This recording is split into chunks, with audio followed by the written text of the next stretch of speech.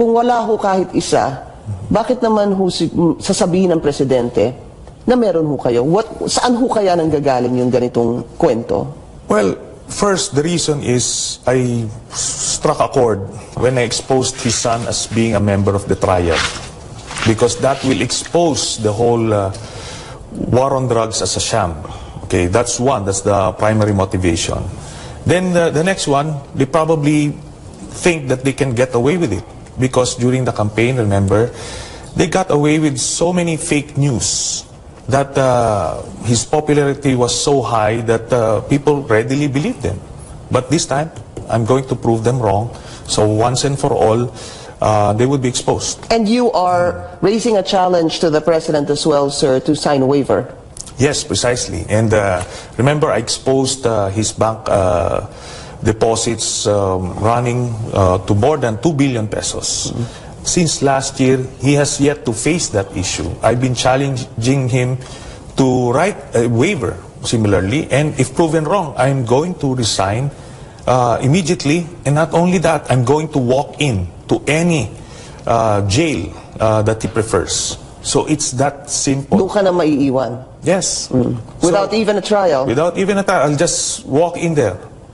And that's a challenge. But right? sir, how do you respond to Chief Presidential Legal Counsel Sal Panelo's response that the SPA that they executed in May 2016 prior to the elections, we called it, well, the BPI standoff at the time, sir, is still valid? Valid pa rin daw yun, sir. But where's that?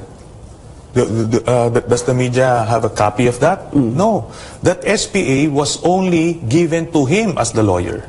And the documents to be released by BPI would only be given to him. But when I asked him, would you share the documents that the BPI would be giving you? He said, no, of course not. I'm going to give it to my client. So that's the deception. And I believe people will see through that right now. Mr. Panelo is lying outright. So you don't think that is still valid? Because that was his defense. It was a text message sent by Chief Presidential Legal Counsel Sal Panelo. And sinasabi niya basically that 2016 SPA is still valid. Yun ang sagot niya to your challenge for the president to issue a waiver. Well, that's the alibi. Because they cannot face it. Duterte himself cannot respond to my challenge. If you would see the footage that you played earlier, that's a frontal attack on him. Then he ducks and seeks cover under Mr. Panelo, who would not hesitate in lying. That waiver, okay, where is that waiver? He cannot even produce it and give it to the media. Remember, he just flashed it. Nakita niya ang ganun. Yes, he didn't give the media a copy. We do have a record of that because we just showed it. And I just wanna, before we go on a break, I wanna look into that again because binalikan ko po siya. And really it said that in a nutshell, to request and receive from BPI passive account number so-and-so to show the current balance as the fact, and also that the fact that at no time since the opening of the account there was a deposit singly, there was no deposit singly or collectively of 211 million pesos, sir. Yes, nakita nyo, there are so many conditions, right? And at the end of that, there's nothing in that special power of attorney that says that he's obliged to divulge it publicly, because he never did. Remember, after that BPI standoff that you mentioned, he said that the BPI told me that they would take at least 7 days to release the documents requested. Kasi parang out of the ordinary daw ito. Yes, but more than a year from now, we have yet to see the documents given by BPI. All right, sir. If the president is saying that you are worth a lot of money, how much are you worth? It's there stated in the salin. So I don't have anything to hide. Precisely, that's why I'm not afraid of confronting Duterte, because I know that I'm clean in that regard. How much are you worth in your last salin, sir? A little over 5 to 6 million.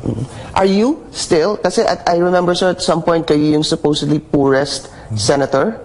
I believe so. Kayo pa rin po. We'll be taking a short break. This is The Source on CNN Philippines. Coming up, what will be his next moves concerning the ethics complaint against him? Senator Antonio Trillanes will still be with us after the break. Please stay tuned.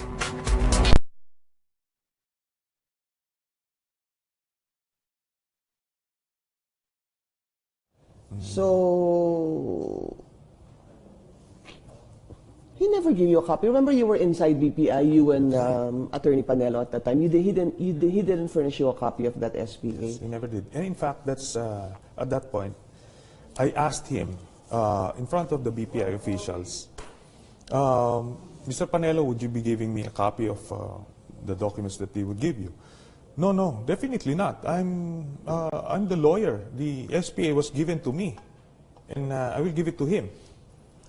And the BPI officials were saying, Mr. Panelo, we can actually give you a statement of account right now that would show the transactions the past 6 months. These are the same documents being asked for by depositors as requirements for the visas, etc. So it's as simple. They could have issued right then and there, and the BPI officials offered. Sabi ni Panelo, no, I don't want that. You stick to the SPA, which was yung sinabi. At singly or collectively, there was no deposit of 211 million pesos. But sir, kahit, alam ko yung sinasabi nyo, gusto nyo yung transaction history, but kung sabihin naman po ng BPI na, for example, walang singly or collectively na 211 million, di ibig sabihin wala. Hindi ba? Probably yun ang sinabi na meron. That's why he didn't show the BPI document at all. Yun yan eh. So, wala silang lusot dito. But did you refer to your lawyer, sir? Kasi if Sal Panelo, Attorney Panelo is saying that that is still, ang waiver ho ba valid forever? That's what I failed to ask an expert. If you issue a waiver, pwede ba yan hanggang next year? Kasi the waiver issue... X.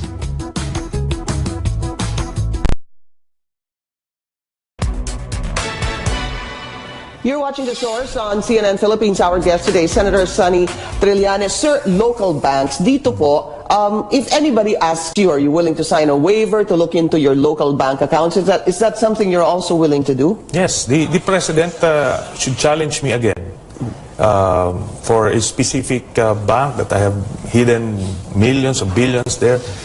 I'm going to sign a waiver outright, but I'm going to issue again the challenge, right? Challenge to the President. Also, the Senate hearing, sir, well, two things. No? The Senate hearing continues on the shipment of 6 billion pesos worth of shabu in the Philippines.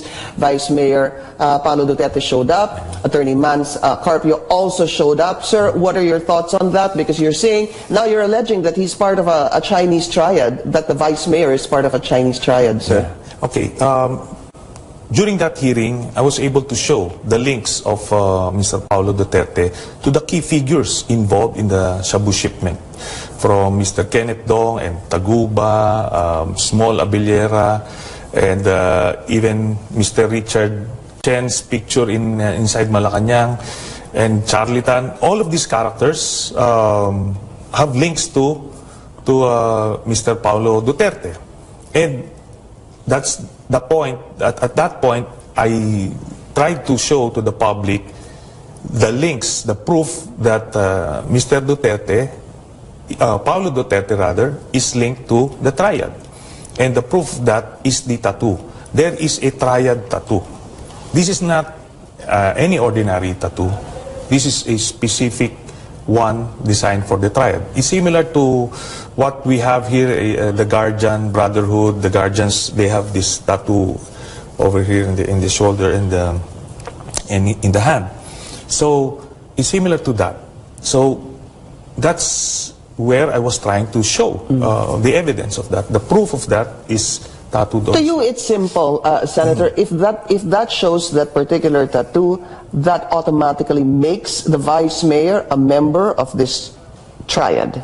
Yes, and but don't take my word for it. I was asking him if he would have a picture taken by the Sergeant at Arms and have it shown to the or submitted to the U.S. Drug Enforcement Agency so that they could decode it. But that's where he refused outright. Forgive the ignorance, sir. If he were to hypothetically have a picture taken and the USDEA would have it decoded, ano ho ibig sabihin nun?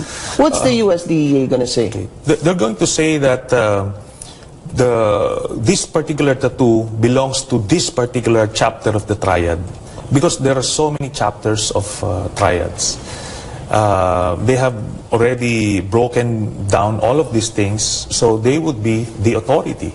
Are there supposed to be like numbers, sir, in that tattoo that makes you a member of a particular chapter of the triad? They call it sacred digits. So it's some form of a code that only triad members would be able to see. And authorities like the USDA. And here's the thing.